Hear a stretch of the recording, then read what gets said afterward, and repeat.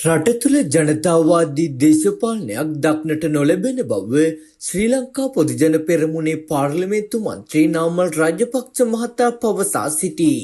ඒ අනුව වෛරයක් පළිගැනීමක් සහ එක් කණ්ඩායමක අවශ්‍යතාවයක් ඉටු කිරීමක් පමණක් රටේ දේශපාලනයේ දක්නට ලැබෙන බවයි මාධ්‍ය වෙත අදහස් දක්වමින් මන්ත්‍රීවරයා සඳහන් කළේ.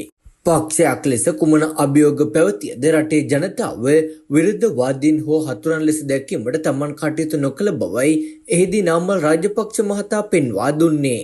හතුරෙකු ලෙස විපක්ෂය දෙස බලන ආණ්ඩුවක් සමග වැඩ කටයුතු සිදු කිරීමට සිදුව ඇති බවත් ඒ බව අවබෝධ කරගනිමින් රටේ ජනතාව වෙනුවෙන් පෙනී සිටීමට තමන්ට වගකීමක් ඇති බවත් වැඩිදුරටත් අදහස් දක්වමින් නාමල් රාජපක්ෂ මහතා සඳහන් කළා.